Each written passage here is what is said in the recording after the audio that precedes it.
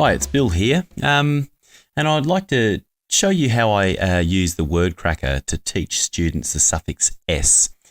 Now, the suffix s joins some other common suffixes, suffix ing and suffix ed, as well as suffix s's partner in crime, suffix es.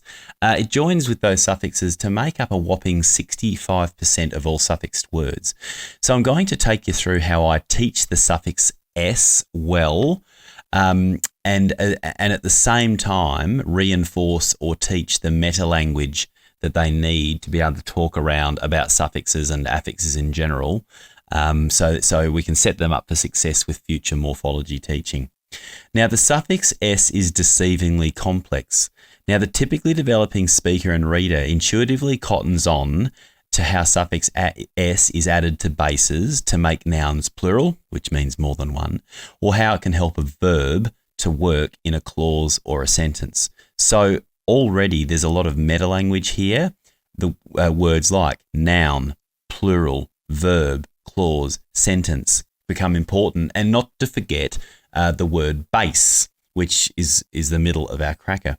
So I'm going to take you through step by step how I teach this suffix and the meta language to go with it, to either students in intervention or to whole classes. So what we're going to do now is we're going to go into a already built, ready to go lesson for suffix s. So we'll click on that and you'll notice that suffix s gets ticked.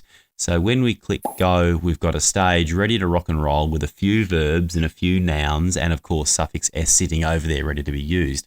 Now, I'm not going to use any of the pre-built tiles. I'm actually going to use the word dog to be our noun. So I'll bring dog down and I'll talk you through this. Now, most kids are pretty familiar with dogs. Lots of kids have pets, so I thought this might be a bit more engaging. So I'd say, okay, kids, now at home, I have a little dog. He's just turned 1 and his name is Arlo. Now, Arlo's a really nice dog, but boy, can he be naughty sometimes when he sees people outside. Arlo loves to bark at people when they walk past the house. So the word dog, kids, is a name for a type of animal, and words that name things are called nouns. What are words that name things, kids? And I'll turn over to them and get them to repeat. Yeah, so now I am a sucker for the power of having students either repeat back to me chorally or to each other in pair shares important things that I've just taught them. So I'll often ask students to repeat stuff back just like I did, part by part. Okay, then I'd go on to say, okay, now folks, I should mention Arlo isn't my only dog. I also have Ashley. Now, she's much older than Arlo, and she's the one who taught Arlo to bark at people outside. So I don't have one dog at home. I actually have 2 dogs. Enter suffix s. Oh, now that doesn't say dog anymore, because we're not just talking about the singular noun dog. We're not just talking about Arlo. We're talking about Arlo and Ashley. So I don't just have one dog. I have 2. What do I have, kids? I have 2 dogs. And the suffix s has done the job here. Okay, so I'll continue with the lesson. So I'll say to the kids, now I've got 2 dogs at home that both bark, and the suffix s has done an important job. What does it tell me, kids, or what does it tell us about the number of dogs I have at home? That's right, kids, it tells us that I have more than one dog. The suffix s has made our base, dog, plural. Repeat after me, kids. Repeat after me, and I'll get them to chorally repeat this, so it'll be an I say, you say routine. So I'd say, my turn. By adding the suffix s to the noun dog, we've made the plural of dog, dogs. Repeat. I probably need to do that in 2 pieces, that last bit. Then I'd say, my turn, plural means more than one. Your turn. Kids will repeat. My turn, suffix s has made the noun dog, plural. Your turn. Kids would repeat that. And then I'd say the plural of dog is dogs. Your turn. The kids will repeat chorally that the plural of dog is dogs. Now, if students are working with their personal cracker whiteboards, I would have them write the word dog into their cracker, chin it and show me, and follow along with me. When I added suffix s, I would have had them to add suffix s into the suffix part of their cracker. So they follow and do as we do. Now, after this initial work with dog, I would get the kids to do some playing with me. I would bring down other types of nouns in. We can do it with cat. We can do it with tin into tins. We can type any old noun we like into the cracker and bring it down and get kids to make these nouns into plural. All right, so that's the first part of teaching the job of suffix s. It's about taking nouns and making them plural. All right, so I'll clear the cracker off. Now, depending on how much knowledge your kids have already, if they didn't have much background knowledge, it might be just time to stop that lesson and maybe handle the next part of suffix s next time, or you might roll straight on into what suffix s does to verbs to help them work. So this is the second function of suffix s. It's what it does to verbs. So what we're going to do now is we talked about the verb we were talking about last lesson was the verb bark. So the verb we've got in the cracker is bark, not the bark on the tree, but this is the thing dogs do when they are angry or anxious or just wanting to talk.